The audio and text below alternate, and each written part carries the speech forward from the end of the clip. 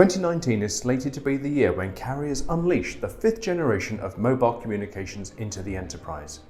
5G is launching across major cities this year before a nationwide rollout in 2020. According to Statista, there will be between 20 million and 100 million 5G connections by 2021. Several industries will be impacted immediately by 5G, including manufacturing. The higher bandwidth and lower latency will help manufacturers reorganize the factory floor layout and improve production standards. Retail, more personalized digital signage and mixed reality technology in stores. Healthcare, an increase of telehealth on mobile devices to patients in underserved areas. In order for 5G to change the workplace, digital transformation leaders must first have a plan to harness the new capabilities.